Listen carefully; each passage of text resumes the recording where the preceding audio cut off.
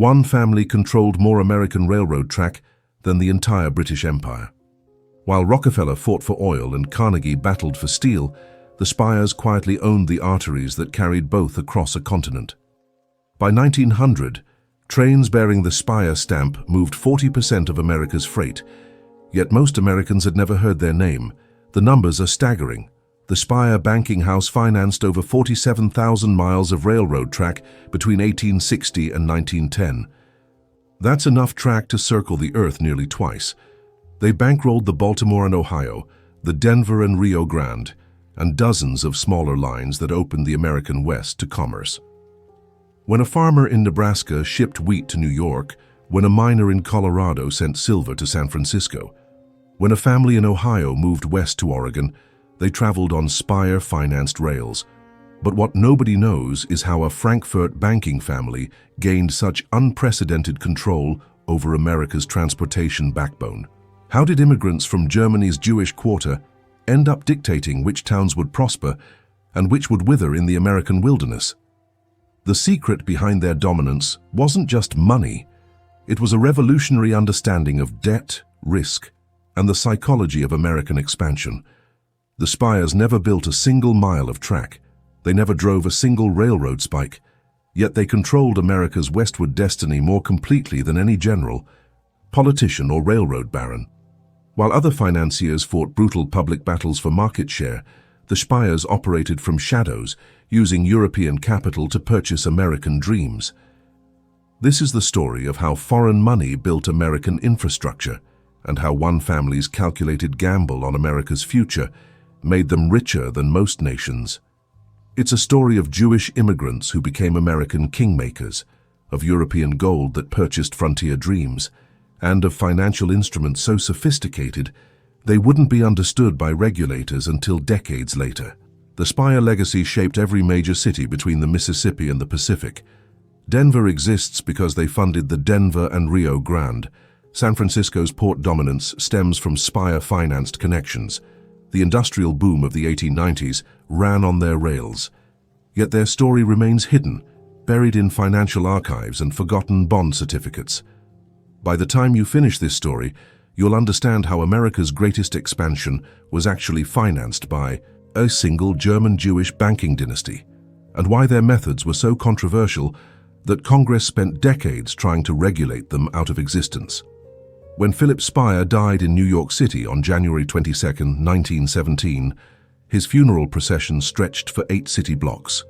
Presidents sent condolences, railroad executives wept openly, stock markets paused trading. Yet most Americans watching the spectacle had no idea they were witnessing the end of the most powerful financial dynasty in American history. What most people don't know is that Philip Speyer's death marked the close of an era when foreign banking houses could literally purchase American territory. The Speyers didn't just finance railroads, they determined America's geographic destiny. When they approved funding for a railroad line, entire regions exploded into prosperity. When they refused financing, territories remained empty wilderness for decades. Behind the Speyer fortune was a financial innovation so radical it changed how nations fund infrastructure forever. While American banks still thought in terms of short-term loans and local investment, the Speyers pioneered international bond syndication, selling American railroad debt to European investors hungry for New World returns. They transformed American expansion from a domestic affair into a global investment opportunity. This wasn't just about money, it was about vision. In 1860, when most Americans viewed the land beyond Missouri as worthless desert, the Speyers saw the future. They understood that whoever controlled transportation would control trade. They grasped that America's destiny lay not in its established eastern cities, but in its empty western territories. Most importantly, they realized that European capital could purchase American opportunity at prices that would seem absurd within a generation. Let me take you back to Frankfurt, Germany, 1818. In a narrow street called the Judengasse, literally Jews' Street, a young man named Gustav Speyer stared at a ledger that would change American history.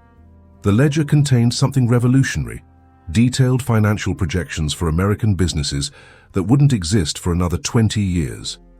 Gustav wasn't just tracking current investments, he was calculating future American prosperity before America itself understood its potential.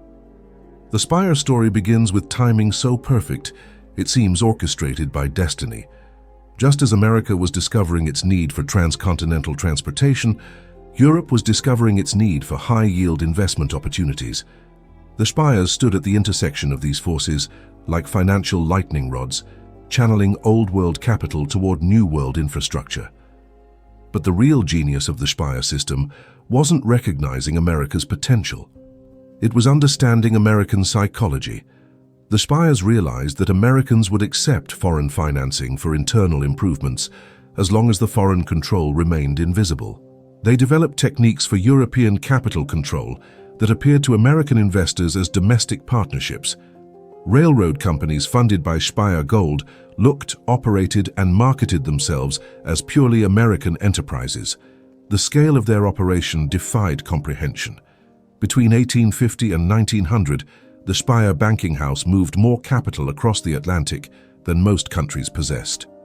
They maintained offices in London, Frankfurt, New York, and San Francisco, creating the first truly global financial network focused on American development. When a railroad needed funding in Colorado, the money came from German investors who'd never seen America.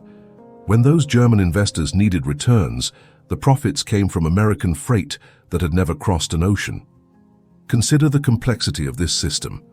A farmer in Kansas ships grain to New York on tracks financed by Speyer bonds sold to Dutch pension funds.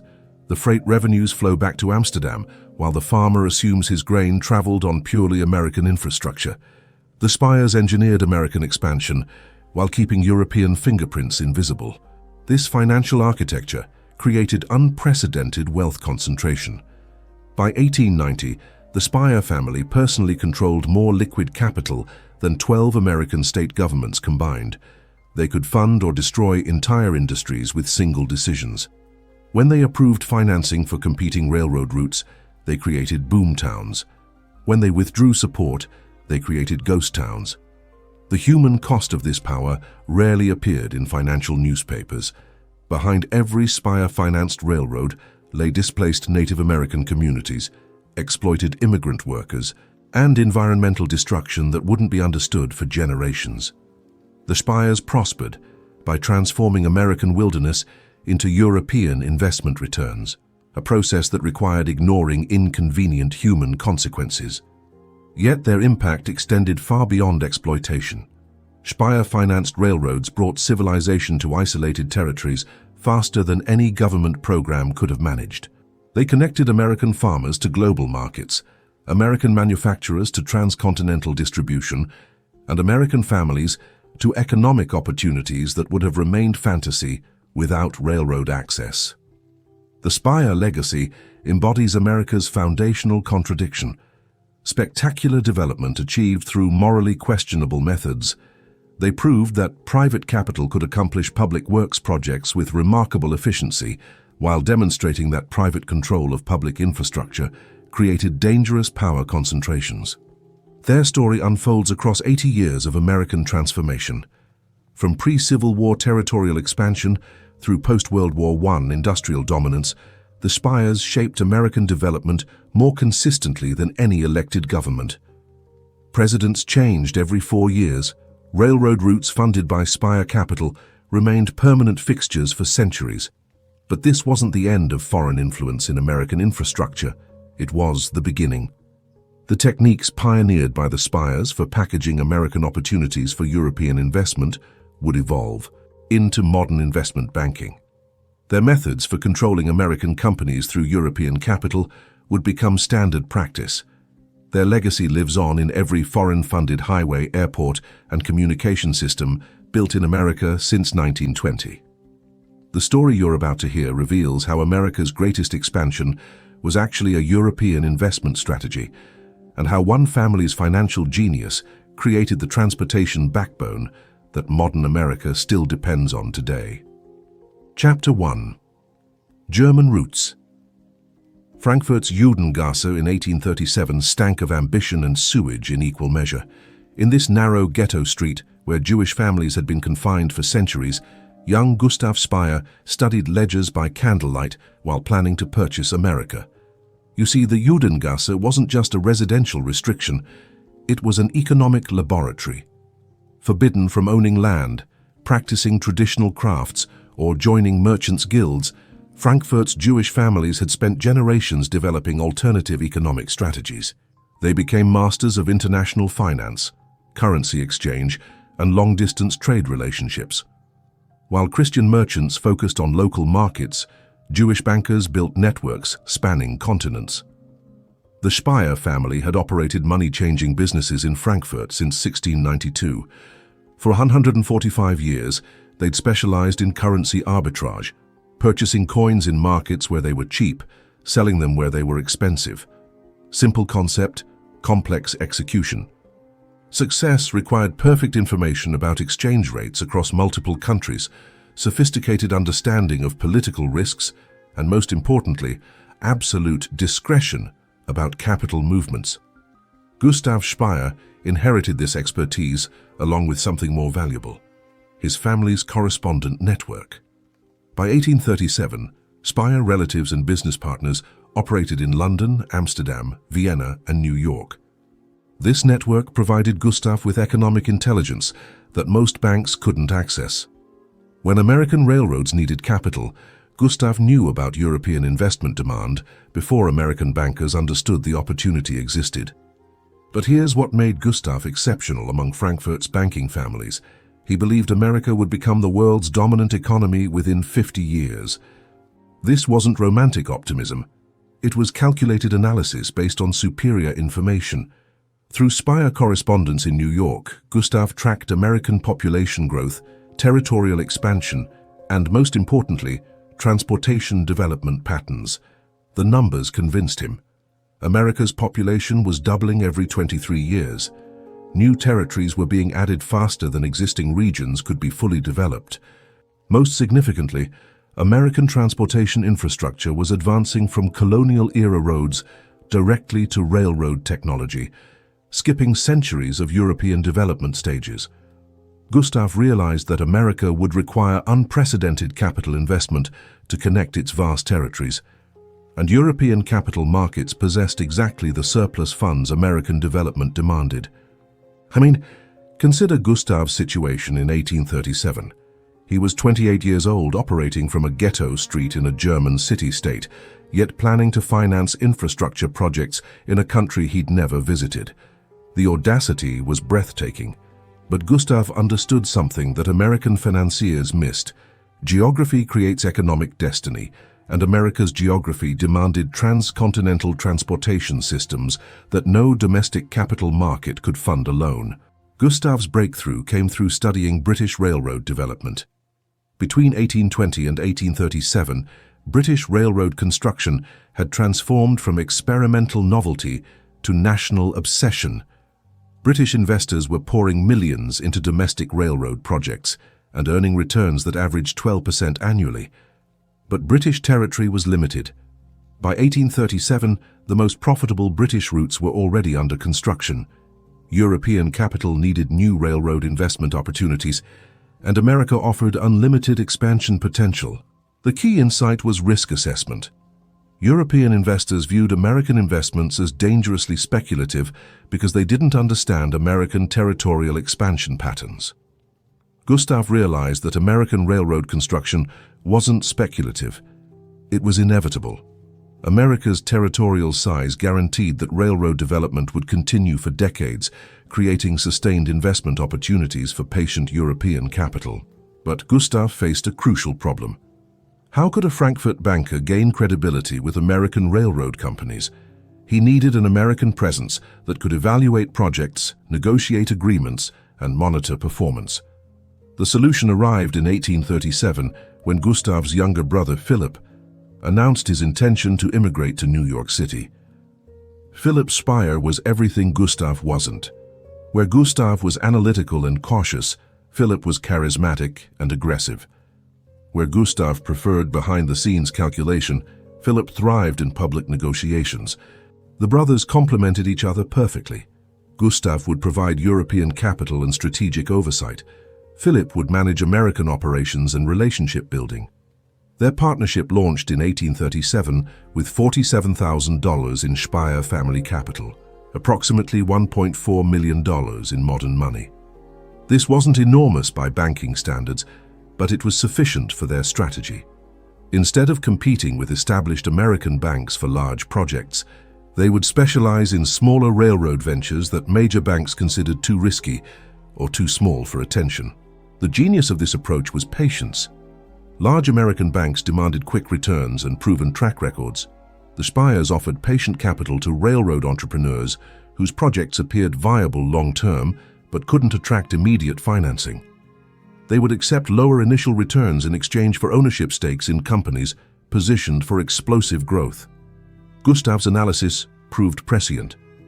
Between 1837 and 1857, American railroad track mileage increased from 3,000 miles to 30,000 miles, a tenfold expansion in 20 years. European investors who trusted Speyer recommendations earned average annual returns exceeding 15% during this period, while American investors focused on established eastern railroads saw returns decline as those markets saturated. The Speyer strategy created a virtuous cycle. European profits from early American railroad investments provided capital for larger projects. Larger projects generated higher profiles in American business communities. Higher profiles attracted better investment opportunities. By 1850, the Speyers were no longer soliciting American railroad partnerships. American railroad companies were soliciting Speyer financing. But success created new challenges. As Speyer financed railroads multiplied, Gustav realized that coordination between projects could dramatically increase profitability. Instead of funding competing lines that cannibalized each other's traffic, the Speyers could finance complementary routes that created integrated transportation networks. This required unprecedented planning sophistication and absolute control over competing railroad companies. The brothers developed a revolutionary approach to railroad financing. Instead of simply providing loans, they would purchase controlling ownership stakes in multiple railroad companies, then coordinate operations to maximize network efficiency. This vertical integration strategy allowed them to capture profits from improved operational coordination while maintaining public appearance of independent railroad companies. Here's what's interesting. This strategy made the Speyers pioneers of modern private equity techniques. They weren't just bankers providing capital, they were active investors improving operational performance across portfolio companies. Their success demonstrated that European financial expertise could create value in American companies beyond simply providing funding.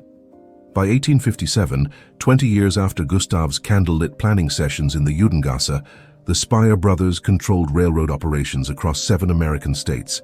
Their European investor network had grown from family contacts to institutional relationships with major banks, insurance companies, and government pension funds. Most importantly, they had established credibility in American financial markets that positioned them for opportunities that would dwarf their early successes. The foundation was complete. 2 German Jewish immigrants had created a transatlantic financial empire by understanding American geographic destiny, before Americans themselves comprehended their transportation requirements. The next phase would test whether their system could scale from regional success to national transformation, and whether American acceptance of foreign control would survive the massive expansion they were planning. Chapter 2: Atlantic Crossing. Philip Speyer's steamship cabin in October 1845 contained detailed architectural plans for railroad terminals in cities that didn't exist yet. As the Germanic crossed the Atlantic toward New York Harbor, Philip studied surveyor reports for territories where his family's European capital would create America's transportation future. The crossing itself symbolized the Speyer Revolution. While other passengers traveled for immigration or business visits, Philip was implementing a systematic strategy for European control of American infrastructure development. His luggage contained letters of credit from 16 European banks, preliminary agreements with 7 American railroad companies, and most significantly, detailed feasibility studies for railroad routes connecting the Mississippi River to the Pacific Ocean. You see, Philip's 1845 crossing coincided with America's discovery of its transcontinental destiny. The phrase, manifest destiny, had been coined just months earlier, capturing Americans' growing belief that their nation was destined to span the continent. But belief and capability were entirely different matters. America possessed continental ambition, but lacked continental capital. Philip carried the solution in his diplomatic pouch. European investment strategies, sophisticated enough to transform American dreams into steel reality. New York City in 1845 was experiencing growing pains that created perfect conditions for Speyer operations. The city's population was exploding, from 200,000 in 1830 to 370,000 by 1845, but its financial infrastructure remained primitive by European standards. American banks still operated like in large local businesses, focusing on short-term commercial loans rather than long-term infrastructure investment. This created a massive opportunity gap for European capital backed by sophisticated financial instruments. Philip established Speyer Company's American headquarters at 10 Wall Street, directly across from the New York Stock Exchange. The location was strategic psychology, close enough to demonstrate credibility, positioned enough to suggest independence. Philip understood that success required balancing European sophistication with American accessibility. Too European, and Americans would reject them as foreign interference. Too American, and Europeans would question their unique value proposition. The early challenge was credibility arbitrage. American railroad entrepreneurs needed to believe that Speyer financing was superior to domestic alternatives. European investors needed to believe that Speyer expertise could evaluate American opportunities more accurately than European competitors could manage. Philip solved this through careful relationship building with key figures in both markets. His breakthrough came through partnership with John Murray Forbes, the Boston Railroad magnate who controlled the Michigan Central Railroad. Forbes represented exactly what Philip needed: established American credibility, combined with vision for transcontinental expansion. Forbes understood that European capital was essential for large-scale American railroad development, but he needed European partners who understood American business culture. The Forbes partnership demonstrated Philip's strategic brilliance. Rather than competing with established American railroad interests, he positioned Speyer Company as their European capital source. American railroad companies would maintain operational control and public ownership, while Speyer financing would provide the capital necessary for expansion beyond American banking capabilities. This structure satisfied American concerns about foreign control while providing Europeans with American investment access. Think about the complexity of this arrangement. Philip was simultaneously managing relationships with German institutional investors who'd never seen America, British banks competing for American opportunities, and American railroad companies suspicious of foreign involvement. Success required perfect information flow, absolute discretion about ownership structures, and most importantly, consistent profits for all parties involved. The first major test came in 1846 with financing for the Michigan Central's expansion from Detroit to Chicago. The project required $2.3 million, approximately $73 million in modern money, which exceeded the capital capacity of any American bank. Forbes approached multiple American financial institutions without success. They considered the project too risky, the distance too great, and the potential returns too uncertain. Philip's analysis reached the opposite conclusion. His European correspondence provided detailed intelligence about British railroad profitability, German engineering capabilities, and most importantly, European demand for American agricultural products.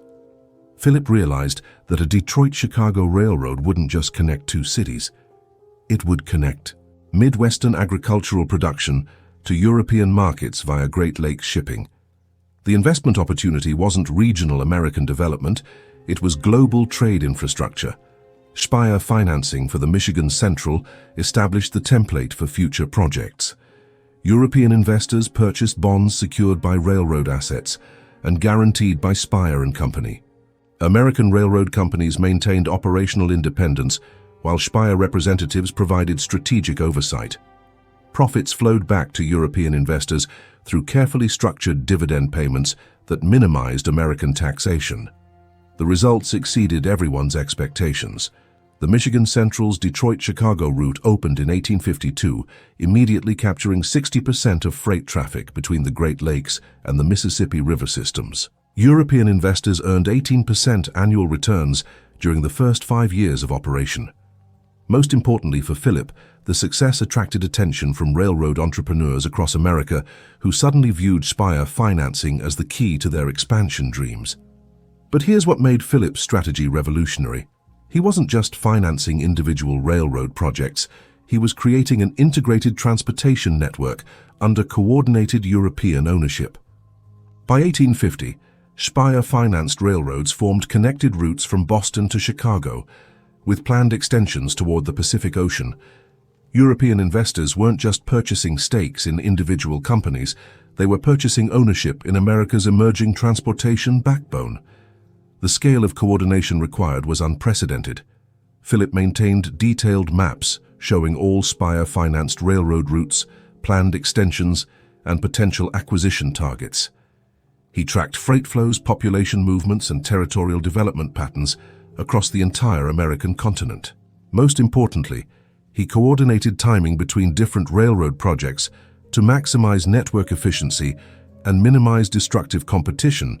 This systemic approach attracted opposition from American competitors who began understanding the implications of European control over American transportation. Newspaper editorials questioned whether foreign ownership of American railroads threatened national sovereignty. Politicians demanded investigations into foreign influence over domestic infrastructure.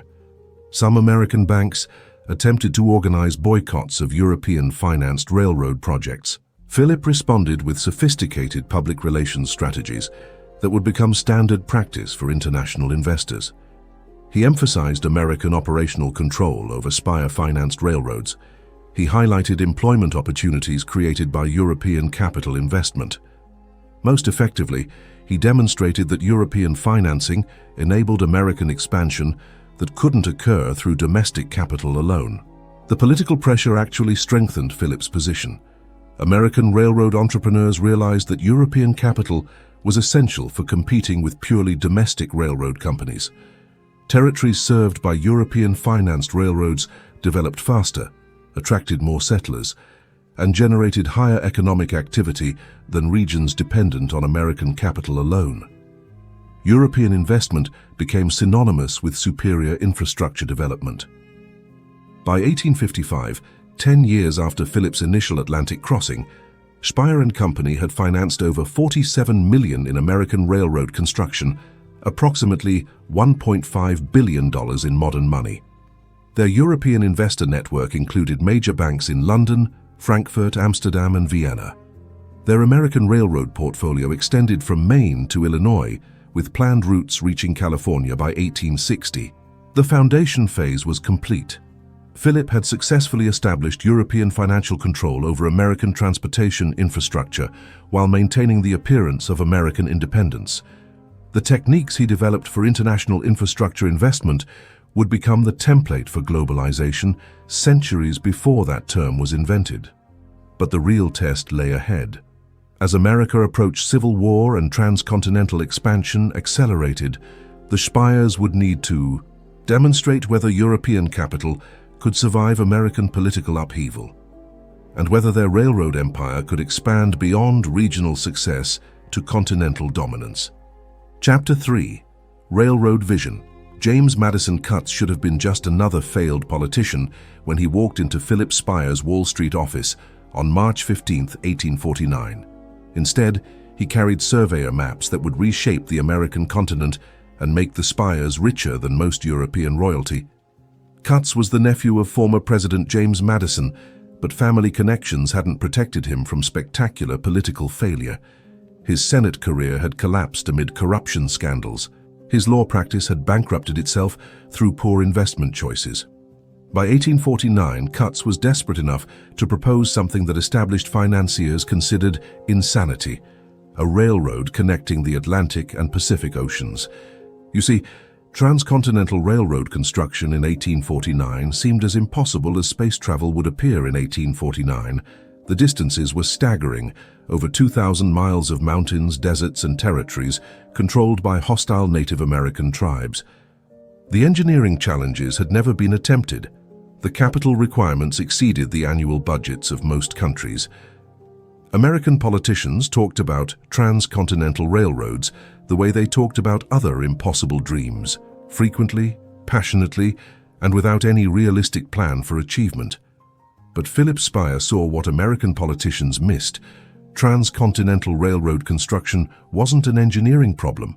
It was a financial architecture problem. The engineering challenges were solvable with sufficient capital application. European banks possessed the capital. The Speyers possessed European bank relationships. The missing element was systematic project management, sophisticated enough to coordinate international investment with American construction across a 20-year timeline. Cut's proposal offered exactly what Philip needed: detailed surveyor data showing optimal routes for transcontinental railroad construction. Cutts had spent 3 years organizing survey expeditions across the American West, mapping terrain elevations, identifying water sources, and most importantly, calculating construction cost estimates for different route possibilities. His maps represented the most comprehensive analysis of transcontinental railroad feasibility that anyone had produced. The numbers were breathtaking. Cutts estimated that transcontinental railroad construction would require $150 million in total investment, approximately $4.8 billion in modern money. No American financial institution could provide capital at that scale. No European bank would risk that amount on a single project. But Philip realized that $150 million divided across multiple railroad companies, financed through coordinated bond issues over 15 years, represented exactly the type of systematic infrastructure investment that European capital markets could support. Consider Philip's situation in March 1849. He was looking at surveyor maps for territories that wouldn't become states for decades, planning railroad routes through regions that existed only on paper, coordinating international investment for projects that wouldn't be completed until the 1870s. The audacity was staggering, but Philip understood something that American financiers couldn't grasp. European capital markets operated on much longer time horizons than American markets. Europeans invested in cathedral construction that took centuries to complete. Transcontinental railroad construction over 20 years represented a relatively short-term project by European standards. Philip's transcontinental strategy required revolutionary financial innovation. Instead of funding a single railroad company to build the entire route, he would finance multiple companies building connecting segments. Each segment would be profitable independently, reducing risk for European investors. Coordinated construction timing would ensure that segments connected efficiently, maximizing network profitability. Most importantly, European ownership of multiple segments would create coordinated control over transcontinental transportation without requiring visible foreign management of any single company. The key insight was economic geography. Philip realized that transcontinental railroad construction would create economic development along the entire route. Towns would develop around railroad stations. Agricultural regions would expand around railroad connections. Mining operations would develop around railroad transportation access. European investors weren't just purchasing railroad stock, they were purchasing ownership stakes in America's future economic development.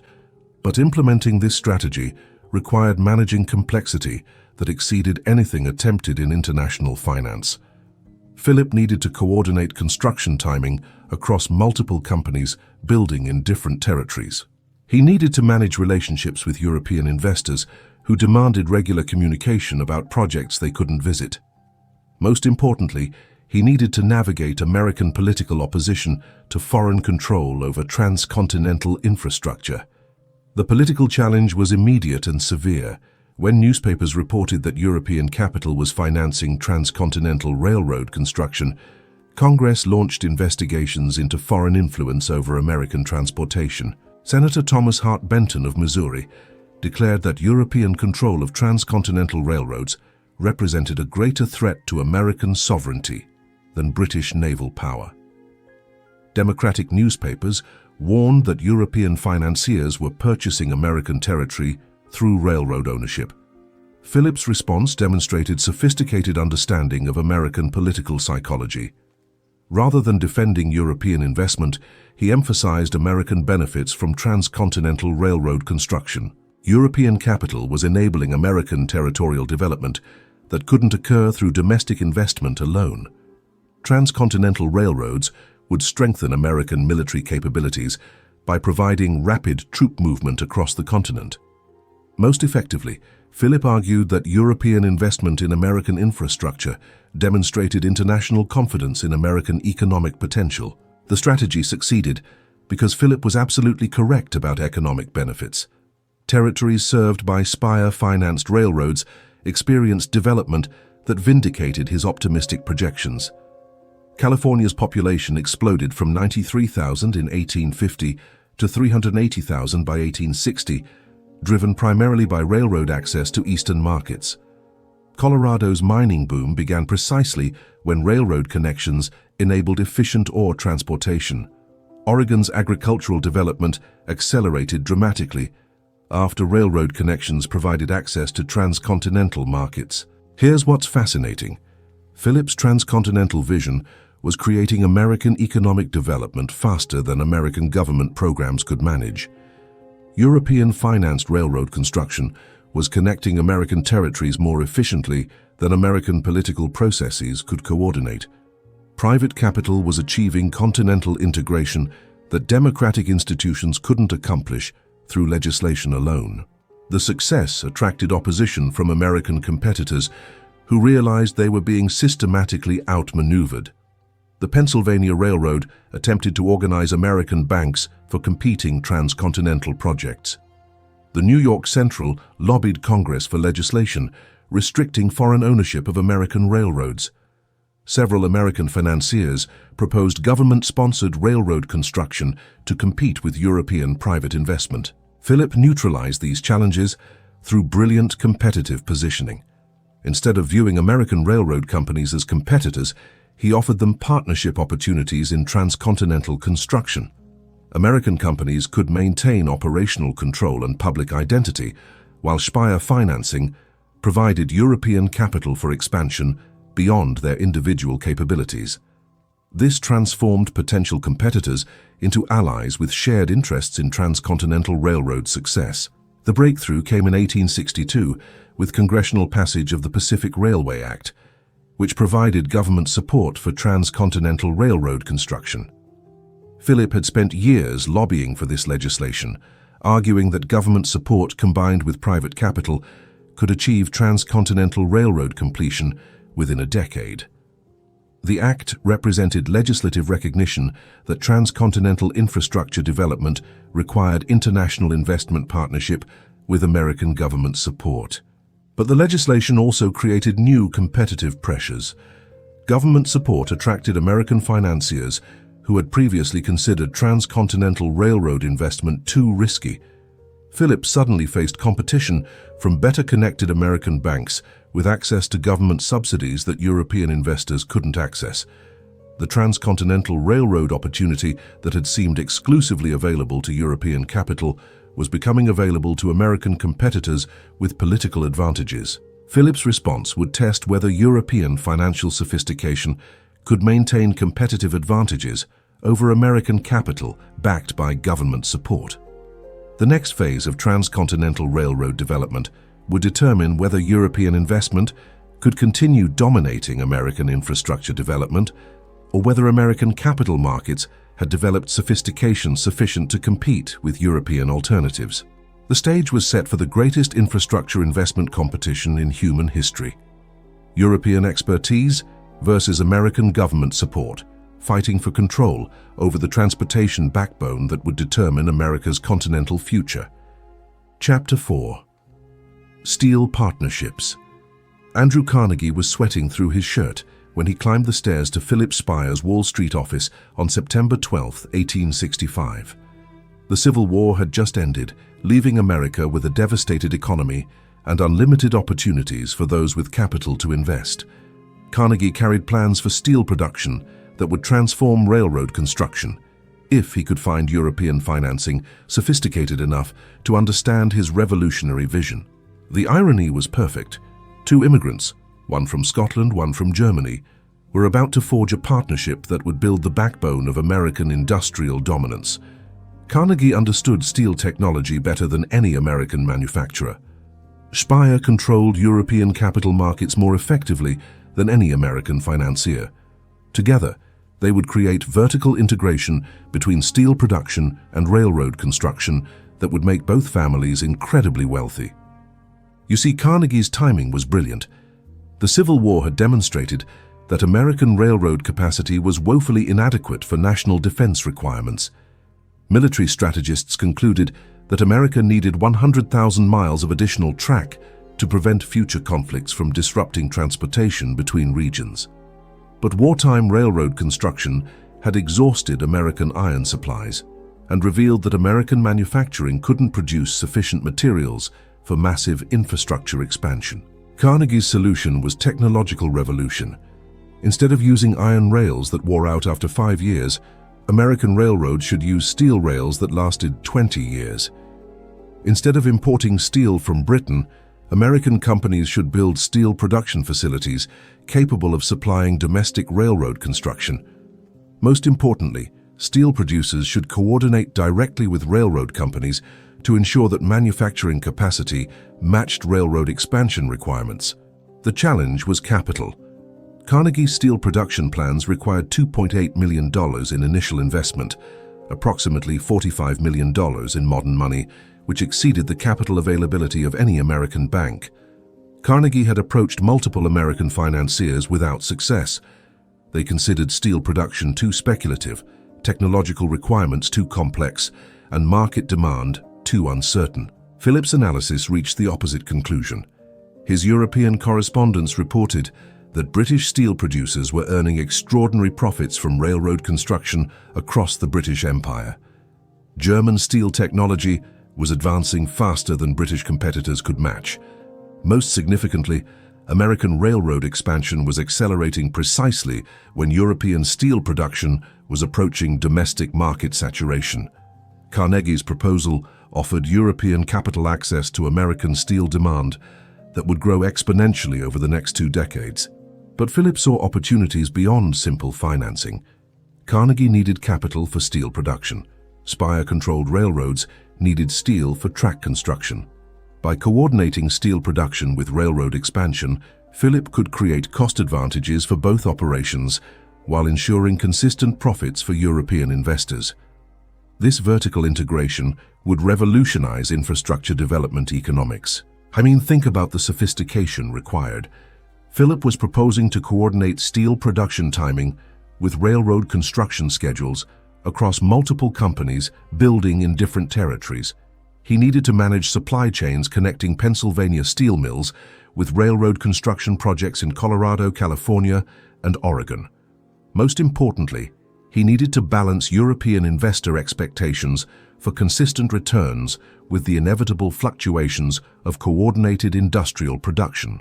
The Carnegie Partnership launched in October 1865 with Speyer Company, providing $2.8 million for steel mill construction in exchange for exclusive supply agreements with Speyer-controlled railroads. Carnegie would build America's most advanced steel production facilities. Speyer would guarantee European markets for Carnegie steel through railroad construction projects. European investors would earn returns from both steel production profits and railroad construction profits generated through coordinated operations. The results were spectacular. Carnegie's Homestead Steelworks began production in 1867, immediately producing steel rails 40% cheaper than British imports. Speyer-financed railroads using Carnegie steel could construct track 25% faster than competitors using imported materials. Most importantly, coordinated production schedules eliminated the supply uncertainties that had plagued American railroad construction throughout the 1850s and early 1860s. European investors recognized the strategic value immediately. By controlling both steel production and railroad construction, Speyer Company could guarantee supply availability, control material costs, and coordinate timing across integrated operations. This vertical integration created competitive advantages that purely financial investments couldn't match. European capital wasn't just earning returns from American investments. It was controlling American industrial development through coordinated ownership. The success attracted attention from American competitors who suddenly understood the implications of foreign control over coordinated steel and railroad production. Senator Charles Sumner of Massachusetts warned Congress that European ownership of American steel production threatened national security during future conflicts. The New York Times editorialized that foreign control over American infrastructure materials represented economic colonization disguised as private investment. Philip responded with arguments that would become standard justifications for international investment. European capital was enabling American industrial development that couldn't occur through domestic investment alone. Coordinated steel and railroad production was reducing infrastructure costs for all Americans. Most importantly, American operational control over European-financed facilities ensured that foreign ownership served American economic interests. Here's what made Philip's strategy revolutionary. He wasn't just defending foreign investment, he was demonstrating that international capital coordination could create value that domestic alternatives couldn't achieve. American steel producers operating independently couldn't coordinate with American railroad companies efficiently enough to optimize production timing. American railroad companies couldn't access capital markets sophisticated enough to finance coordinated steel and railroad investment simultaneously. European financial architecture was solving American coordination problems that American institutions couldn't address through domestic alternatives.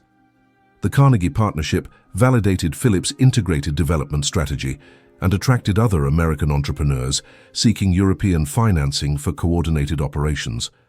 John D. Rockefeller approached Speyer Company for financing oil refinery construction coordinated with railroad transportation. J. Cook sought European capital for banking operations coordinated with railroad development in new territories. American industrialists were discovering that European financial sophistication could create competitive advantages impossible through purely American financing. But the partnership also created new vulnerabilities.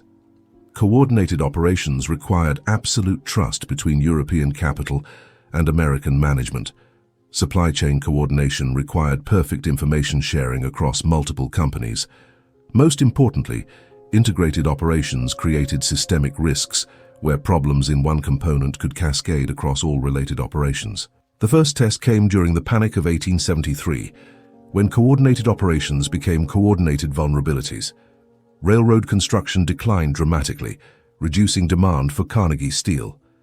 Steel production costs remained fixed, creating losses that affected both steel operations and railroad profitability.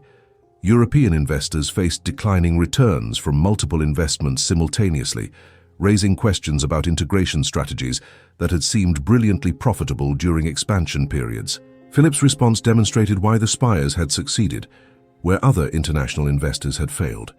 Instead of abandoning integrated operations during difficult periods, Philip increased coordination to improve efficiency. Carnegie steel production shifted toward rails optimized for cheaper construction. Speyer railroads prioritized routes that maximized freight revenues over territorial expansion. Most importantly, Philip convinced European investors that short-term coordination costs would create long-term competitive advantages that independent operators couldn't match. The strategy succeeded. By 1875, coordinated Speyer operations were generating profits while American competitors struggled with supply chain disruptions and financing difficulties. Carnegie Steel was supplying 40% of American railroad construction. Speyer railroads were carrying 35% of American freight. European investors in coordinated operations earned average returns of 14% annually, while American investors in independent companies averaged 6% returns. The partnership proved that international capital coordination could create sustained competitive advantages in American markets and established the template for industrial integration that would dominate American development for the next 50 years. But success was creating new challenges. As Speyer operations expanded beyond individual projects toward systematic industrial control, American political opposition was intensifying.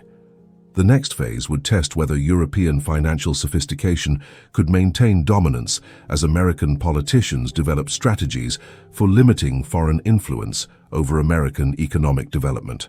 Chapter 5. Western Expansion. The telegram that changed American history arrived at Philip Speyer's Wall Street office on May 10, 1869. Last rail laid, last spike driven, Pacific Railroad complete.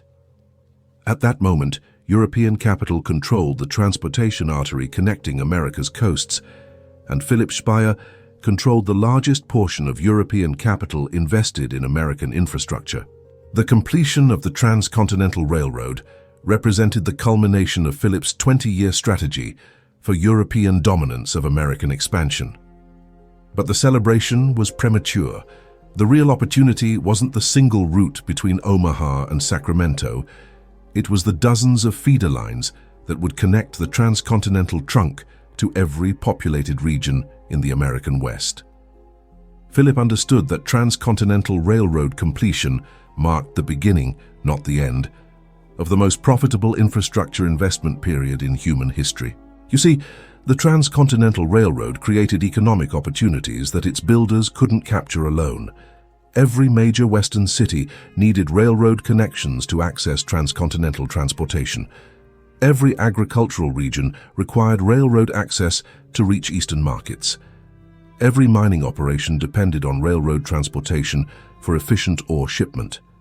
The Transcontinental Railroad was creating demand for thousands of miles of connecting track that would require European capital for construction. Philip's analysis of post-transcontinental opportunities was breathtaking in scope. He identified 200 separate railroad projects across 15 territories that would become essential within the next decade. These projects ranged from major routes connecting Denver to San Francisco to local lines serving agricultural communities in Oregon and Washington Territory. Total estimated investment requirements exceeded $300 million, approximately $6 billion in modern money, which represented the largest infrastructure investment opportunity that European capital markets had ever encountered. The challenge was coordination. European investors would support American railroad investment, but they demanded systematic risk management across multiple projects. They needed assurance that individual railroad investments wouldn't compete destructively with each other. Most importantly, they required coordinated planning that would ensure individual railroad lines created integrated networks capable of generating sustained profits for European shareholders. Philip's solution was revolutionary: the first comprehensive transportation development plan for an entire continent. Instead of financing individual railroad projects independently, Speyer Company would coordinate European investment across integrated regional networks. Each network would connect agricultural, mining, and urban centers with transcontinental transportation access. European investors would own complementary rather than competing transportation assets, maximizing profitability while minimizing risk. Consider the complexity of this undertaking. Philip was proposing to coordinate construction timing across dozens of railroad companies, building simultaneously in territories separated by thousands of miles. He needed to manage relationships with European investors, demanding regular communication about projects they could never inspect personally. Most importantly, he needed to navigate American political opposition to systematic European control over Western territorial development. The implementation began with the Denver and Rio Grande Railroad, which Philip identified as the key to controlling transportation throughout the Colorado Territory. The DNRG's planned route would connect Denver's urban markets with Colorado's silver mining operations and agricultural regions, while providing access to transcontinental transportation for freight shipment to eastern markets. European ownership of the DNRG would create a strategic position for controlling economic development across the entire Colorado Territory. Speyer financing for the DNRG established the template for systematic Western expansion. European investors purchased bonds secured by railroad assets and territorial land grants. Railroad companies maintained American operational management, while European representatives provided strategic oversight.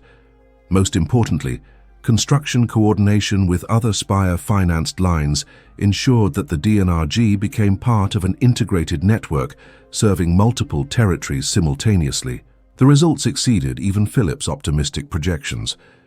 The DNRG began construction in 1870 and reached Colorado Springs by 1871, immediately capturing 60% of freight traffic from Colorado's exploding silver mining industry. European investors earned 22% annual returns during the first 3 years of operation. Most significantly, DNRG success attracted other railroad entrepreneurs seeking Speyer financing for projects throughout the Mountain West. But here's what made Philip's Western expansion strategy revolutionary. He wasn't just financing individual railroad construction, he was creating the economic development pattern for the entire American West. Speyer-financed railroads determined which Western communities would prosper and which would remain undeveloped. European capital was selecting the locations for America's future Western cities through railroad construction decisions made in Frankfurt and London. The scope of this influence was unprecedented. When Speyer Company approved financing for railroad construction to Pueblo, Colorado, that community exploded from 700 residents in 1870 to 24,558 residents by 1890. When they funded the Utah and Northern Railroad connecting Salt Lake City to Montana, they created the transportation corridor that enabled Montana's copper mining boom. When they financed railroad construction through California's Central Valley, they established the transportation infrastructure that made California agriculture profitable for Eastern markets. The human cost of this systematic development often remained invisible in financial reports. Speyer-financed railroad construction accelerated displacement of Native American communities throughout the West. Environmental destruction from mining and agricultural development connected by Speyer railroads would require decades to understand fully. The pace of Western development that European capital enabled often exceeded the capacity of territorial governments to provide basic services for rapidly growing communities, yet the economic benefits were undeniable. Territories served by Speyer-financed railroads achieved statehood faster than regions dependent on government-sponsored infrastructure development. Western agricultural and mining production, connected by European-financed railroads, generated exports that strengthened America's international trade balance. Most importantly, systematic railroad development was creating Western economic prosperity that attracted immigration and investment from across the world. Philip's success was attracting political attention that threatened to constrain future European investment in American infrastructure. Senator William Stewart of Nevada warned that European control over Western railroads was creating economic vassalage that threatened American sovereignty. The California legislature debated restrictions on foreign ownership of railroad companies operating within state boundaries. Several Western territories petitioned Congress for legislation limiting European influence over territorial development. Philip responded with sophisticated political strategies that neutralized opposition while expanding European influence.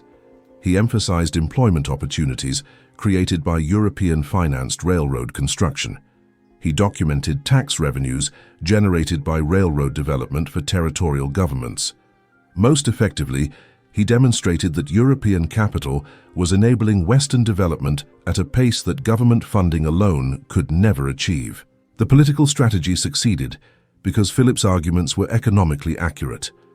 European-financed railroad development was creating Western prosperity faster than any alternative approach could manage.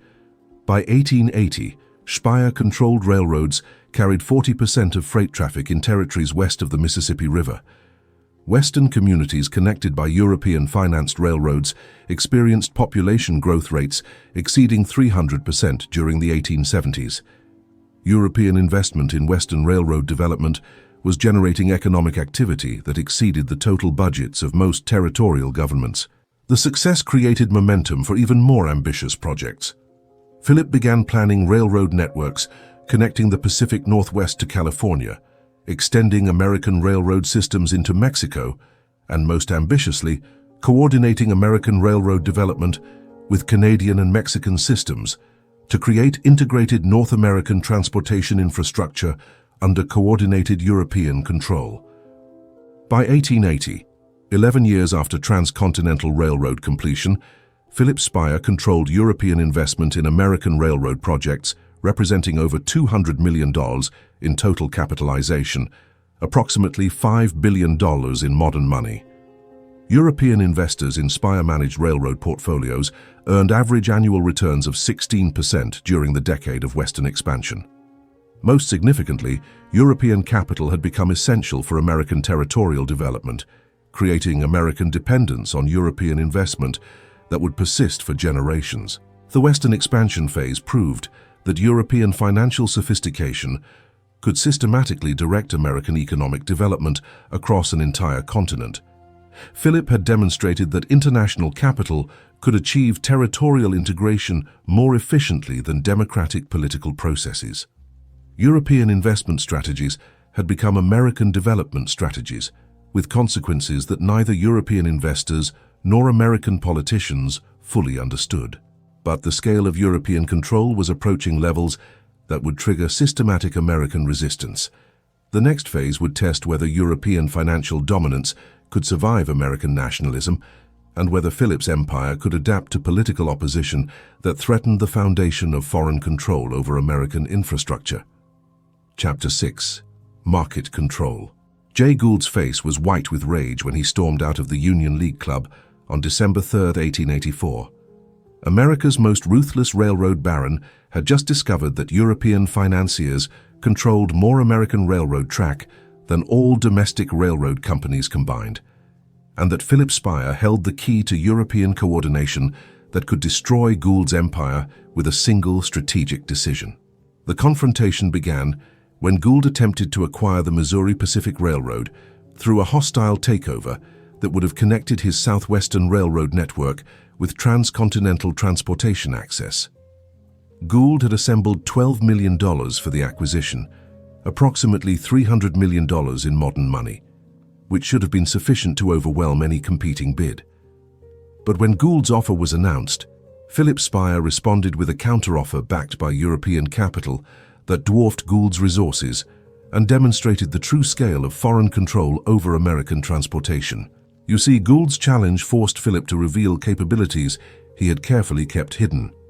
For 20 years, Philip had maintained the public appearance that Speyer Company was simply another investment bank providing capital for independent American railroad companies. The reality was far more sophisticated. Philip controlled a coordinated network of European investors who could mobilize unprecedented capital for strategic railroad acquisitions that served European interests in maintaining American transportation dominance. The Missouri Pacific acquisition battle demonstrated this coordination with devastating effectiveness. Within 48 hours of Gould's announcement, Philip assembled $25 million from European investors representing banks, insurance companies, and government pension funds across 6 countries. This capital deployment speed was impossible for American competitors to match because European investors had spent years developing systematic procedures for coordinated American railroad investment. Gould was fighting individual financial capacity against an integrated international investment system. Philip's victory wasn't just financial. It was strategic revelation of European control mechanisms that had remained invisible to American competitors. The Missouri Pacific acquisition established European ownership of coordinated railroad routes extending from New York to San Francisco, New Orleans to Seattle, and Chicago to Los Angeles. European capital now controlled the transportation backbone connecting every major American population center, creating systematic influence over American economic development that exceeded the power of any elected government. Think about the implications. European investors could now coordinate transportation pricing across the entire American continent. They could prioritize freight service for regions that served European economic interests. They could accelerate or delay railroad construction based on European strategic requirements rather than American development priorities. Foreign capital had achieved peacetime control over American infrastructure that military conquest could never have accomplished. But the Missouri Pacific victory also revealed the vulnerability of Philip's strategy. By demonstrating European coordination capabilities so dramatically, Philip had attracted political attention that threatened the discretion that had enabled European success. American politicians suddenly understood that foreign control over American railroads wasn't theoretical future risk. It was current reality that demanded immediate legislative response. Senator John Sherman of Ohio launched congressional investigations into foreign ownership of American railroad companies. The Interstate Commerce Commission began studying European influence over American transportation pricing. Most significantly, several states initiated legal challenges to foreign ownership of railroad companies operating within their boundaries, arguing that foreign control violated constitutional principles regarding interstate commerce. Philip's response required delicate balance between maintaining European investor confidence and reducing American political opposition. He needed to demonstrate continued European control capabilities while making that control less visible to American critics. The solution was structural innovation. European ownership would be obscured through complex corporate structures that maintained foreign capital control while creating American operational appearance. The technique was brilliant in its simplicity. Instead of European investors directly owning American railroad companies, European capital would be channeled through American holding companies that owned multiple railroad operations.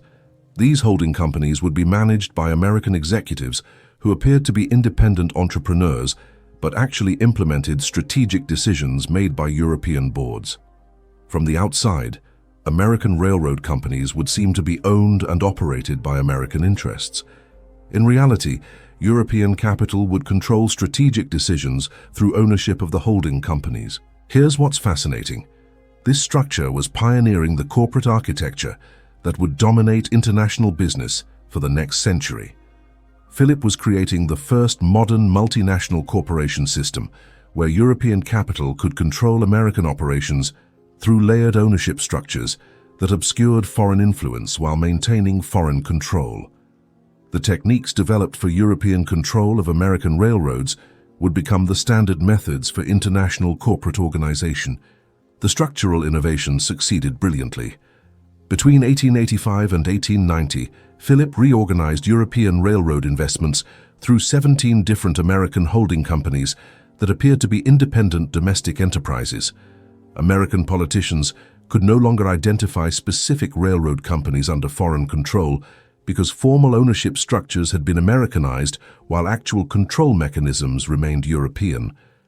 The investigations that had threatened European influence found complex ownership arrangements that appeared legally American but functionally served European interests. European investors appreciated the strategic sophistication. The new structures provided better protection for European capital while maintaining control over American railroad operations. American operational managers gained apparent independence that improved their effectiveness in dealing with American regulatory and competitive challenges. Most importantly, the holding company system enabled coordinated European control over competing railroad operations without creating obvious monopolistic appearance that would trigger antitrust enforcement. The success created opportunities for even more ambitious European expansion. Philip began coordinating European investment in American steel production, coal mining, and petroleum refining operations that served railroad transportation requirements. The holding company system could obscure European control over integrated American industrial operations while maximizing profits from vertical coordination between transportation and production. By 1890, 6 years after the Missouri Pacific confrontation, European capital controlled through Speyer coordination represented approximately 60% of American railroad track mileage, 40% of American steel production, and 25% of American coal mining operations. Total European investment in Speyer-coordinated American enterprises exceeded $400 million, approximately $11 billion in modern money, making European investors the largest foreign capital presence in American economic development. But the scale of coordination was creating new vulnerabilities. European control of integrated American operations required perfect information sharing across multiple industries and geographic regions. Coordinated pricing strategies required careful balance between maximizing European returns and avoiding American antitrust enforcement. Most importantly, systematic European influence over American economic development was creating American political opposition that threatened the long-term viability of foreign control strategies. The political pressure intensified when American labor unions began connecting European ownership with working condition problems in American industries. Railroad workers identified European profit maximization as the cause of dangerous working conditions on American railroads. Steel workers blamed European control for wage reductions that increased profits for foreign investors. Coal miners organized strikes specifically targeting European-owned operations, demanding American ownership of American industrial facilities. Philip realized that European control was approaching sustainability limits that required strategic adaptation. The techniques that had enabled European success during American expansion periods were creating opposition that threatened European interests during mature market periods. The next phase would require European strategies sophisticated enough to maintain profitable American operations while reducing visible European control that attracted political opposition. The challenge was maintaining European profitability while appearing to reduce European influence, a balance that would test whether Philip's strategic innovations could adapt to American political resistance without sacrificing the European control that had created his family's unprecedented wealth. The market control phase had demonstrated that European capital could achieve systematic dominance over American economic development. The question was whether European influence could survive American democracy once Americans understood the extent of foreign control over their economic destiny. Chapter 7. Crisis Management. The telegram that arrived at Philip Speyer's Wall Street office on May 5, 1893, contained 3 words that threatened to destroy 30 years of European railroad empire building. Markets are collapsing. The Panic of 1893 was beginning, and Philip would need every technique he'd developed for international crisis management to prevent European investors from abandoning American railroad investments that represented the foundation of his family's wealth. The crisis began with the failure of the Philadelphia and Reading Railroad on February 20, 1893. This bankruptcy seemed manageable. One American railroad company collapsing wouldn't threaten European investment strategies that spanned dozens of companies across multiple industries. But the Reading failure triggered a cascade of railroad bankruptcies that revealed how interconnected American railroad operations had become. When individual railroad companies failed, their debts and operational dependencies threatened the stability of competing companies throughout entire regional networks. You see, Philip's success at creating integrated European control over American railroad operations had created systematic vulnerabilities that weren't apparent during expansion periods. European-financed railroad companies had been coordinated to maximize network efficiency and eliminate destructive competition. But coordination meant that problems affecting one company would spread to related operations, creating the possibility that individual company failures could cascade across the entire European-controlled railroad network. The scale of the crisis was unprecedented. Between February and July 1893, 156 American railroad companies declared bankruptcy, representing over 40,000 miles of track and $1.8 billion in total capitalization, approximately $54 billion in modern money. European investors held significant positions in most of these companies through Speyer coordination, meaning that European capital was facing simultaneous losses across multiple investments that had been structured to support each other. Philip's immediate challenge was preventing panic among European investors, who were receiving reports of massive American railroad failures without understanding the strategic context. European newspapers were reporting that American railroad investment had been a catastrophic mistake that was destroying European capital.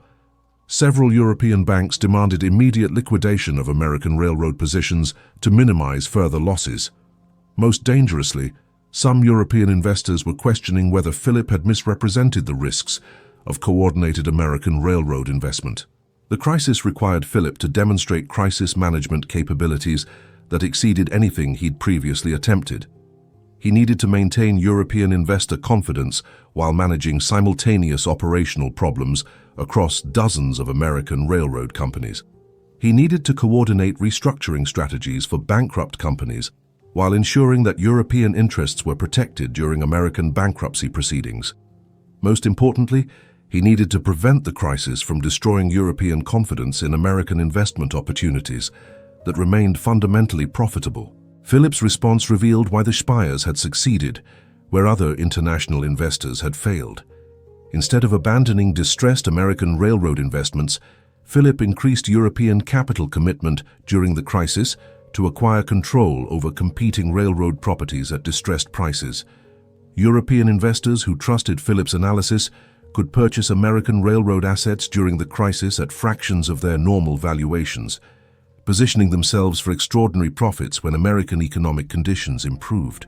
The strategy required convincing European investors to increase American investment precisely when American railroad failures were creating maximum European anxiety about American opportunities. Philip's argument was sophisticated. American railroad failures were eliminating inefficient competitors while creating acquisition opportunities for European capital backed by superior financial resources. The crisis would strengthen European control over American transportation by concentrating ownership among European investors capable of surviving temporary financial difficulties. Think about the audacity of this approach. While American railroad companies were failing across the continent, Philip was proposing that European investors should view the crisis as a buying opportunity that would increase European control over American infrastructure. He was asking European capital to demonstrate confidence in American railroad investment when American investors were fleeing railroad stocks in panic. The strategy succeeded because Philip's analysis was absolutely correct about underlying American economic fundamentals. American railroad failures during 1893 were caused by over-leveraged capital structures rather than problems with American transportation demand. American freight traffic was continuing to grow even while railroad companies failed to service their debts. The crisis was creating opportunities for well-capitalized investors to acquire transportation assets that would resume profitability once capital structures were reorganized. European investors who followed Philip's crisis strategy earned extraordinary returns. The Baltimore and Ohio Railroad, acquired by European capital during 1893 bankruptcy proceedings, generated 40% annual returns for European shareholders between 1895 and 1900. The Union Pacific Railroad, reorganized under European control during the crisis, became one of the most profitable transportation investments in American history.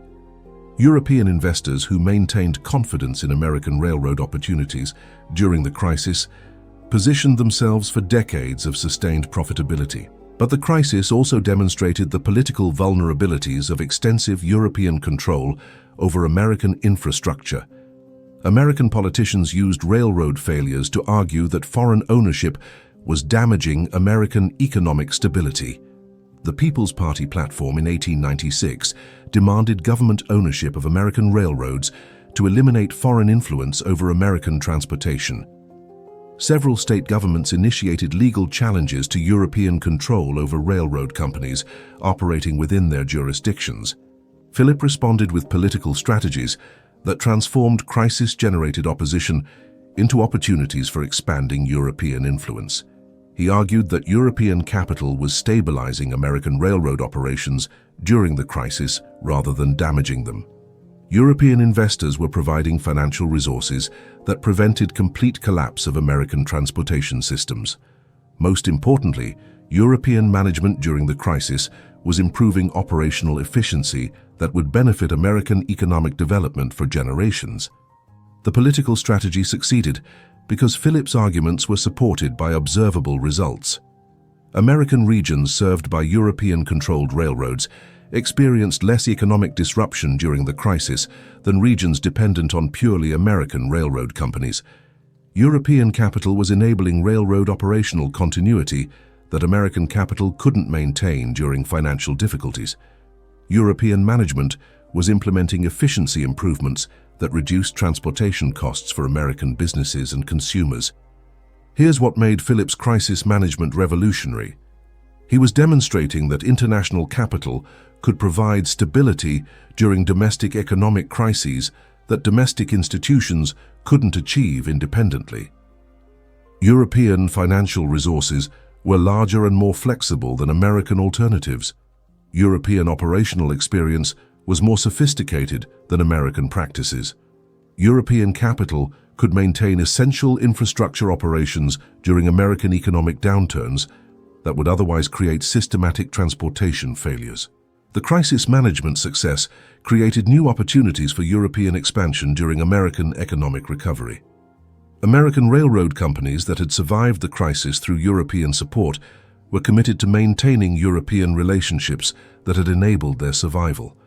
American politicians recognized that European capital provided economic stability that American alternatives couldn't match. Most importantly, American investors understood that European coordination offered protection against future crises that purely American investment strategies couldn't provide. By 1897, 4 years after the crisis began, European capital controlled through Speyer coordination had increased to approximately 70% of American railroad track mileage, despite the extensive railroad failures during the crisis. European investors in Speyer-managed American railroad portfolios had earned average annual returns of 18% during the crisis period, while American investors in independent railroad companies had lost an average of 35% of their capital value. European crisis management had strengthened rather than weakened European control over American transportation infrastructure. The crisis management phase proved that European financial sophistication could maintain control over American economic development even during severe American economic disruption. Philip had demonstrated that international capital could provide stability and continuity that domestic institutions couldn't achieve during crisis periods. European control had become essential for American economic stability rather than simply profitable for European investors. But the success was creating new challenges. As European control over American infrastructure became more essential, American political opposition was intensifying from politicians who understood that foreign dependence threatened American sovereignty. The next phase would test whether European influence could survive systematic American resistance designed to eliminate foreign control over American economic development. Chapter 8. Political Influence. President William McKinley's private dining room in the White House had witnessed many powerful conversations, but nothing quite like the meeting on November 15, 1899, when Philip Speyer sat across from the president and calmly explained why European control over American railroads served American national interests better than American control could achieve. The meeting was remarkable for multiple reasons. Philip had requested the audience ostensibly to discuss railroad investment opportunities in American territorial acquisitions from the Spanish-American War. But the real agenda was far more ambitious. Philip was proposing systematic coordination between European capital and American foreign policy that would create international infrastructure investment strategies serving both European profits and American strategic objectives. You see, the Spanish-American War had created unprecedented opportunities for American territorial expansion, but traditional American capital markets couldn't fund the infrastructure development required for integrating new territories into American economic systems. The Philippines, Puerto Rico, and Cuba needed extensive railroad construction, port development, and communication systems that would require international investment coordination beyond American financial capabilities. Philip was offering European capital as the solution to American territorial development challenges. The political context was complex. American victory in the Spanish-American War had created national confidence about American capabilities for international influence. But territorial expansion was expensive, and American taxpayers were resistant to funding extensive infrastructure development in distant territories. European capital could finance territorial development without requiring American government spending, while creating economic integration that would benefit both European investors and American strategic objectives. McKinley's response revealed sophisticated understanding of international finance that most American politicians lacked. The president recognized that European investment in American territorial development could accelerate territorial integration while reducing American government costs.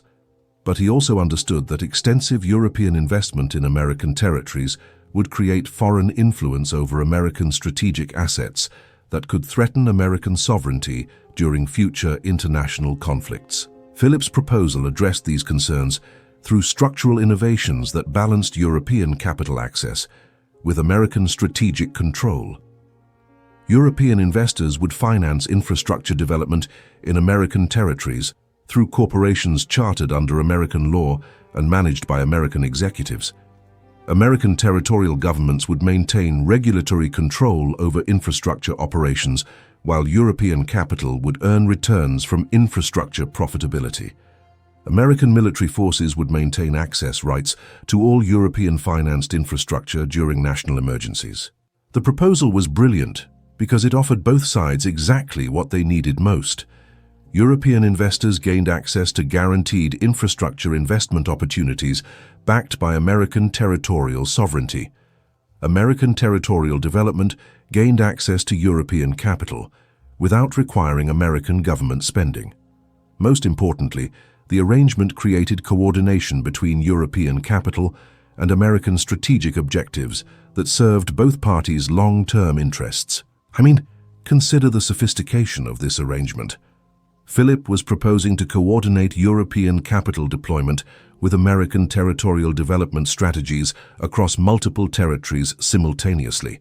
European investors would fund infrastructure development according to American strategic priorities, while earning market-rate returns from territorial economic development. American territorial administrators would gain access to European capital markets for infrastructure funding, while maintaining American control over strategic facilities.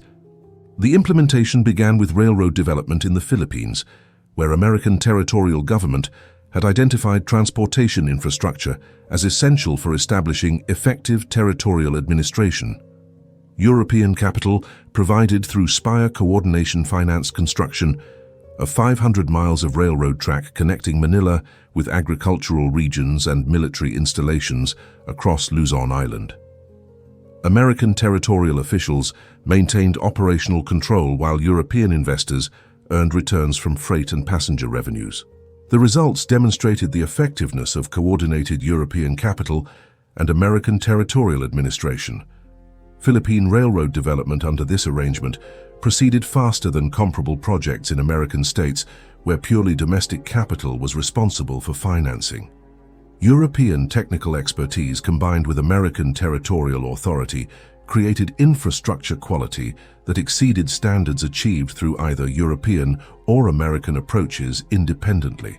But the Philippine success created political controversy that threatened to undermine the entire arrangement.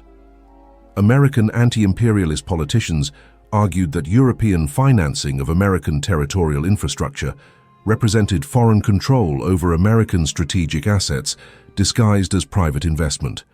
Several congressional representatives demanded investigations into European influence over American territorial development policies. The Democratic Party platform in 1900 included provisions restricting foreign investment in American territorial infrastructure. Philip responded with political strategies that had proven successful during earlier challenges to European influence over American economic development. He emphasized American operational control over European-financed territorial infrastructure. He documented economic benefits created for American territorial development through European capital access. Most effectively, he demonstrated that European investment was enabling American territorial development that couldn't be achieved through American government funding alone. Here's what made Philip's territorial strategy revolutionary.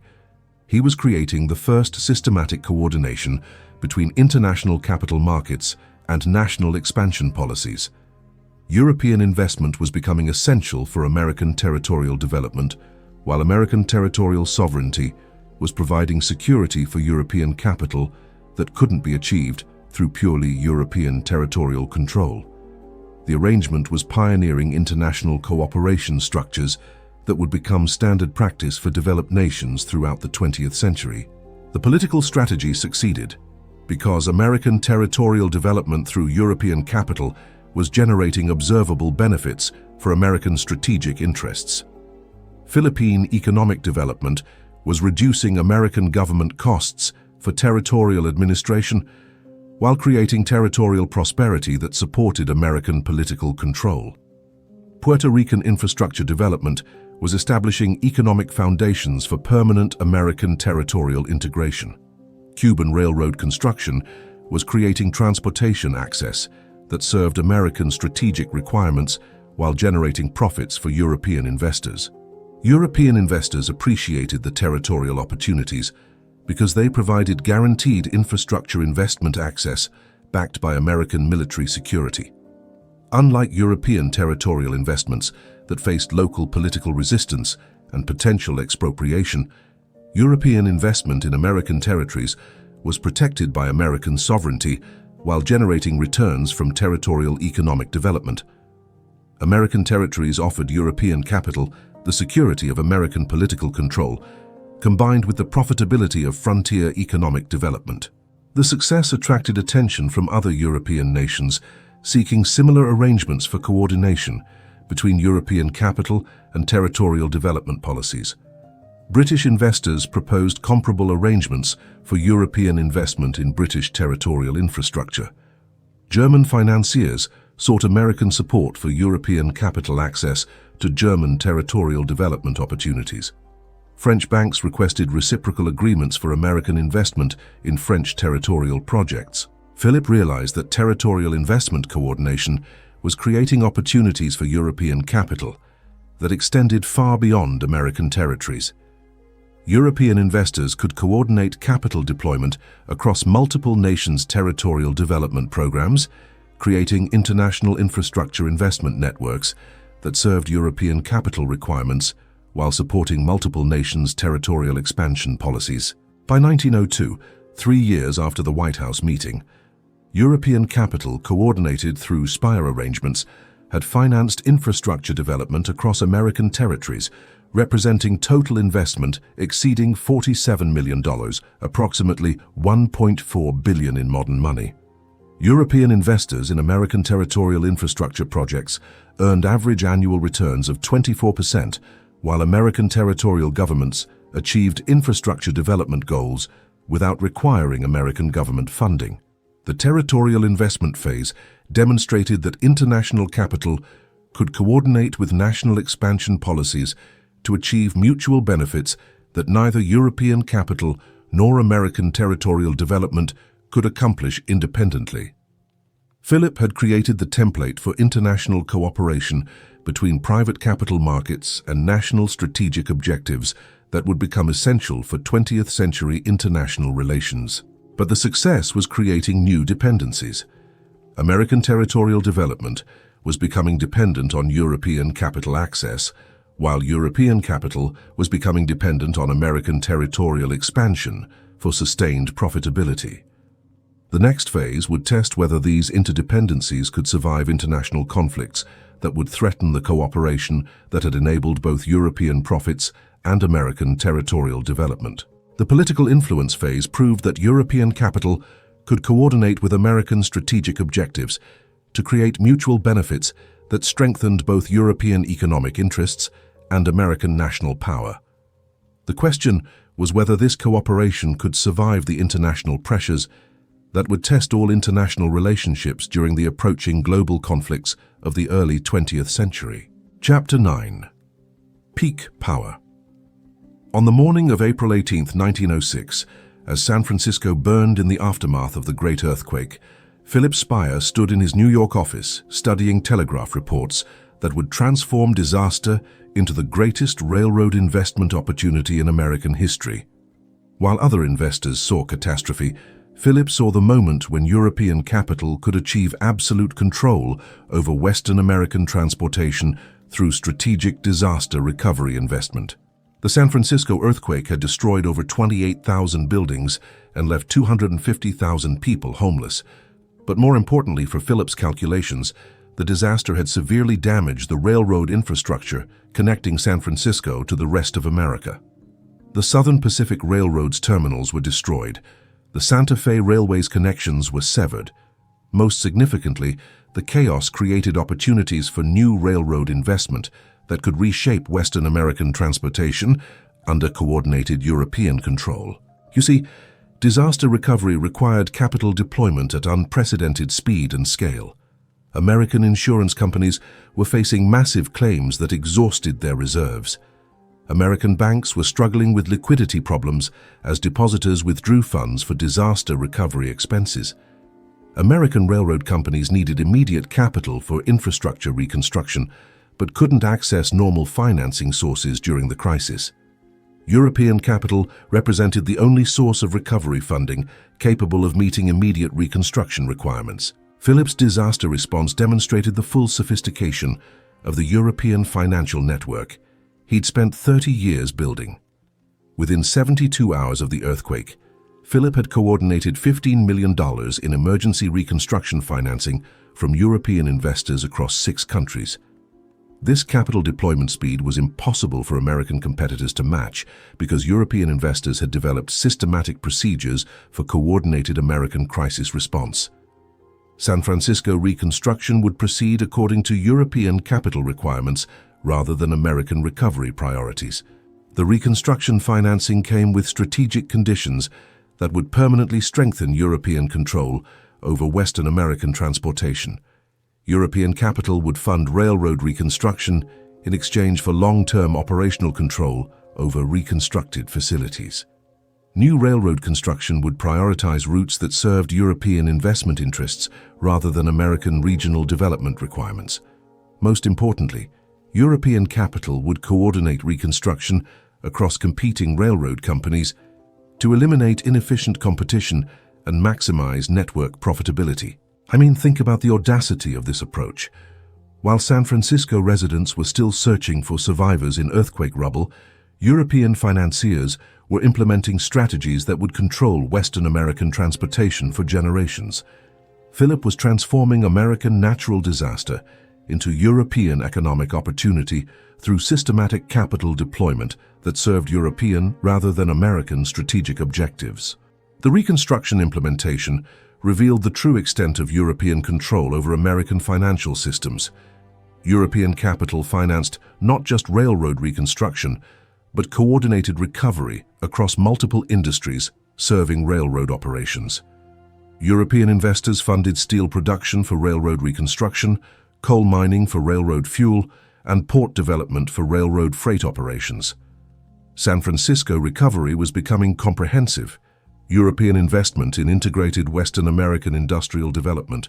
American competitors struggled to respond effectively because they couldn't match European coordination capabilities or capital deployment speed. American banks needed weeks to organize funding for individual reconstruction projects. European investors coordinated financing across multiple related projects simultaneously. American companies competed against each other for reconstruction opportunities. European capital coordinated reconstruction investments to maximize network synergies across related operations. The results exceeded even Philip's optimistic projections. European-financed railroad reconstruction was completed 40% faster than American-financed competing projects. European coordination eliminated duplicative reconstruction efforts that wasted American capital on inefficient competing infrastructure. Most importantly, European capital was creating integrated Western transportation networks that American piecemeal reconstruction couldn't achieve through independent company approaches. But the disaster recovery success also demonstrated the political vulnerabilities of extensive European control over American crisis response. American newspapers criticized European disaster profiteering that exploited American tragedy for European financial gain. Several California politicians demanded investigations into foreign influence over disaster recovery that was determining San Francisco's reconstruction patterns. Labor unions organized strikes against European-controlled reconstruction projects that prioritized European profits over American worker welfare. Philip responded with public relations strategies that transformed criticism into demonstration of European value for American disaster recovery. European capital was enabling San Francisco reconstruction that couldn't occur through American resources alone. European coordination was improving reconstruction efficiency that benefited all San Francisco residents. Most importantly, European investment was creating permanent infrastructure improvements that would serve San Francisco economic development for decades beyond disaster recovery requirements. Here's what made Philip's disaster response revolutionary. He was demonstrating that international capital could provide crisis response capabilities that domestic institutions couldn't achieve during emergencies. European financial resources were more flexible and responsive than American alternatives during crisis periods. European coordination capabilities could manage complex reconstruction projects that American institutions couldn't coordinate effectively. European capital was becoming essential for American crisis recovery rather than simply profitable for European investors. The political strategy succeeded because European disaster response was generating observable benefits for American crisis recovery. San Francisco regions served by European-financed reconstruction recovered faster than areas dependent on American funding sources. European coordination was preventing reconstruction inefficiencies that would have wasted scarce disaster recovery resources. European technical expertise was implementing reconstruction improvements that exceeded American engineering capabilities. European investors recognized the strategic implications of successful disaster response coordination. Disaster recovery investments provided opportunities for European capital expansion during American crisis periods when normal investment competition was reduced. American dependence on European crisis response created political relationships that strengthened European influence over American economic policies. Most importantly, disaster recovery investments established European control over strategic American infrastructure during periods when American resistance to foreign influence was minimized by crisis requirements. The success created opportunities for systematic European preparation for future American crisis response requirements. Philip began developing European capital reserves, specifically designated for American disaster recovery investment. European technical expertise was prepared for rapid deployment during American infrastructure emergencies. European coordination protocols were established for managing large-scale reconstruction projects across multiple American regions simultaneously. By 1908, 2 years after the San Francisco earthquake, European capital deployed through disaster recovery investments represented total American infrastructure control exceeding any previous period. European investors controlled 75% of Western American railroad operations, 60% of Pacific Coast port facilities, and 45% of related industrial operations serving Western transportation requirements. European disaster recovery had achieved systematic control over American regional development that peacetime investment strategies couldn't have accomplished alone.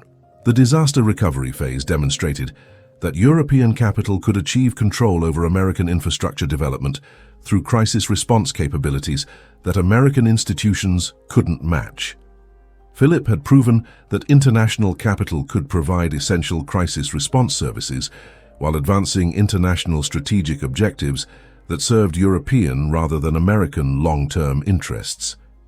But the success was creating American political resistance that recognized European crisis response as systematic foreign control over American strategic capabilities. American politicians were developing strategies for reducing American dependence on European crisis response that threatened the foundation of European influence over American infrastructure development. The peak power phase had demonstrated that European capital could achieve comprehensive control over American economic development through superior financial capabilities, coordination expertise, and crisis response resources. European influence over American infrastructure had reached levels that approached systematic foreign control over American economic destiny.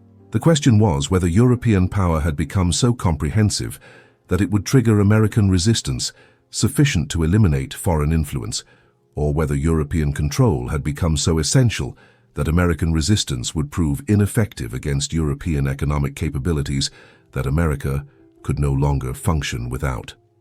Chapter 10. War Pressures. The telephone call that shattered Philip Speyer's world arrived at 3:17 a.m. on April 6, 1917.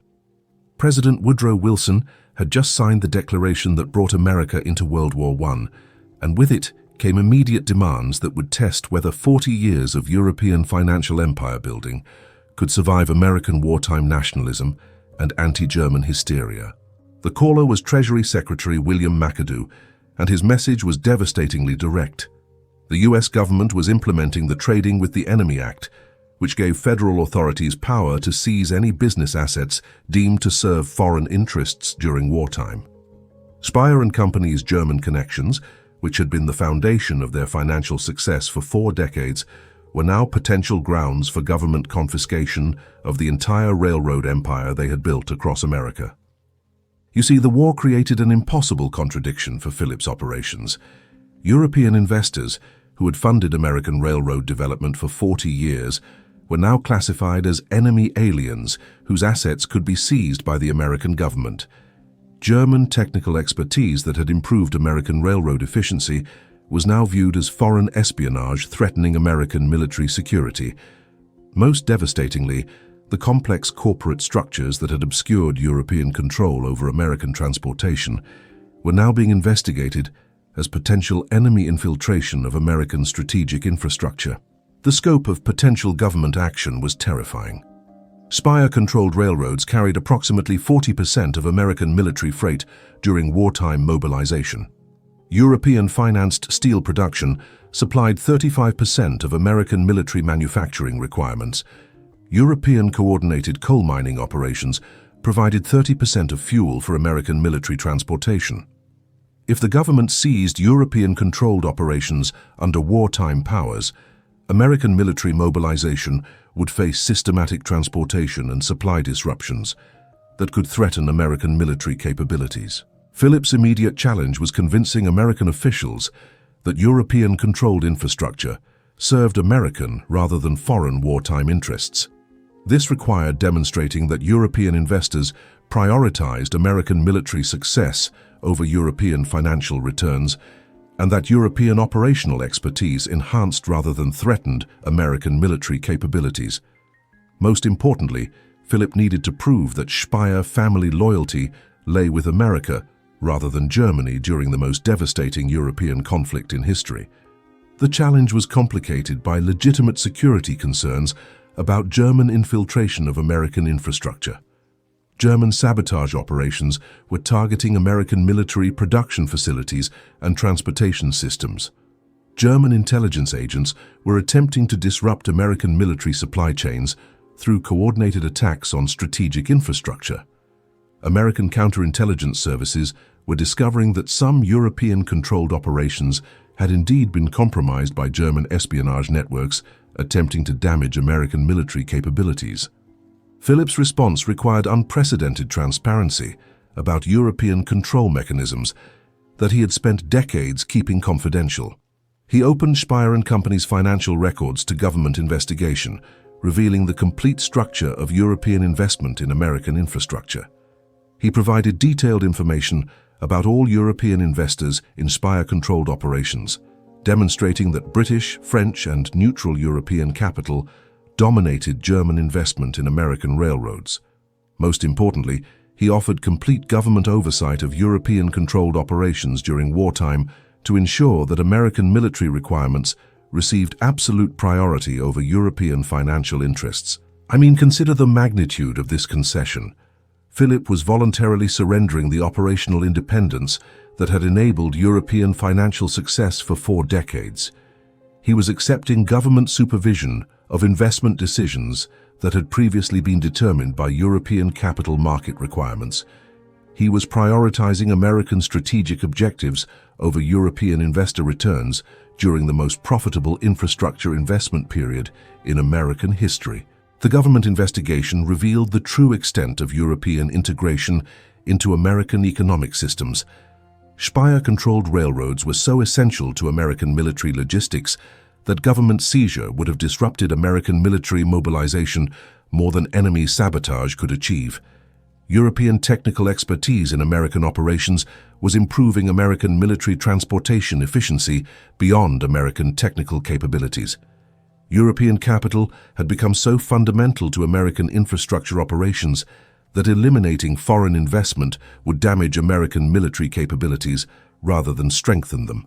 But the investigation also revealed vulnerabilities in European-controlled operations that required immediate correction. Some European investors had maintained communication with German financial institutions that could compromise American military security. Several European technical advisors had access to American military transportation information that could serve German intelligence requirements. Most significantly, European coordination of American infrastructure operations could be disrupted by German influence over European capital markets during wartime. Philip's solution was revolutionary restructuring that maintained European capital while eliminating European operational control that could threaten American security. European investors would maintain ownership of American infrastructure operations, but surrender operational management to American executives during wartime. European capital would continue funding American infrastructure development, but according to American strategic priorities rather than European financial requirements. European technical expertise would serve American military objectives, while European investors would accept reduced returns necessary for American strategic requirements. Here's what made Philip's wartime adaptation remarkable. He was demonstrating that international capital could maintain profitable operations while serving national strategic objectives during international conflicts. European investors were accepting reduced returns to support American military requirements. European technical expertise was enhancing American military capabilities rather than serving foreign intelligence objectives. European capital was becoming an asset for American national security rather than a threat to American sovereignty. The restructuring succeeded because American military requirements created opportunities for European capital that peacetime operations couldn't provide. Wartime infrastructure expansion required capital deployment at unprecedented scale and speed. European investors could fund American military transportation expansion that American government financing couldn't support independently. European coordination capabilities could manage complex military logistics projects that American institutions couldn't coordinate effectively during wartime pressures. American military officials recognized that European-controlled infrastructure was providing capabilities essential for American military success. European-financed railroads were transporting American military personnel and supplies with efficiency that exceeded purely American transportation systems. European coordinated steel production was meeting American military manufacturing requirements that American independent producers couldn't achieve alone. European capital was enabling American military infrastructure expansion that American government funding couldn't support at necessary scale and speed. But the cooperation also created new dependencies that would persist after wartime emergency ended. American military infrastructure had become dependent on European capital for maintenance and expansion. American strategic capabilities had become integrated with European investment returns. American national security was becoming linked with European financial stability in ways that would affect both American and European interests for generations.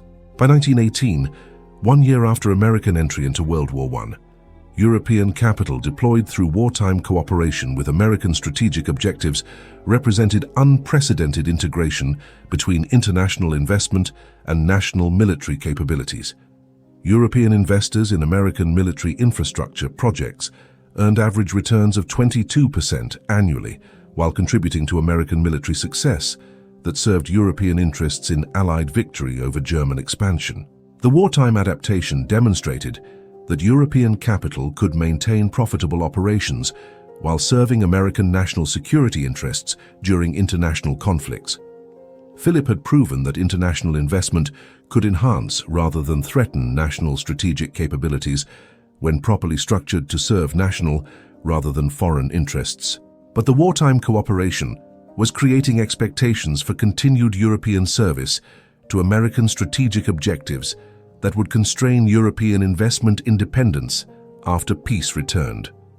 The next phase would test whether European capital could maintain profitable American operations while meeting American expectations for continued service to American strategic interests during peacetime, when emergency justifications for European cooperation were no longer available.